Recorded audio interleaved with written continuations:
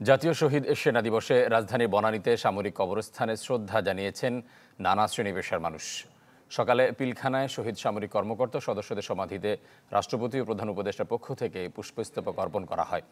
পরে স্বরাষ্ট্র উপদেষ্টা, সেনা, নৌ ও বিমান বাহিনীর প্রধানরাও শ্রদ্ধা জানান। ফুলেল শ্রদ্ধা জানিয়ে 1 মিনিট নীরবতা পালন করেন শহীদ পরিবারের সদস্যরা। আত্মার মাগফিরাত কামনায় করা হয় দোয়া। শ্রদ্ধা জানানো হয় বিভিন্ন রাজনৈতিক দল, সামাজিক সংগঠনের পক্ষ থেকেও।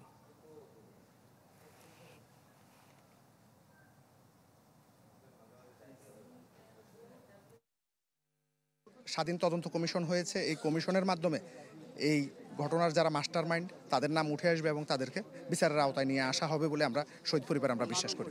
আমরা যেই দুটো জিনিসে মেইনলি ফোকাস ছিল আমাদের, যে শহীদ সেনা দিবস হবে এবং এর নেপথ্যকারে ছিল সুষ্ঠু বিচার, সেটাও আমরা ছাড়ব না, আমরা সেটাও চাই।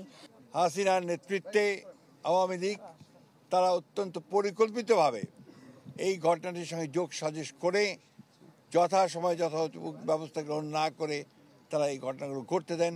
2 দিন ধরে বিডিআর পিলখানাতেই হত্যাযজ্ঞ চলে এবং এখন পর্যন্ত এটার যে পূর্ণাঙ্গ সঠিক নিরপেক্ষ তদন্ত, সেই তদন্ত হয়নি। Vision hot and cool AC 4-way solenoid valve টেকনোলজিতে হিটিং ও কুলিং 2 মোডেই কাজ করে সমানভাবে। Vision hot and cool AC.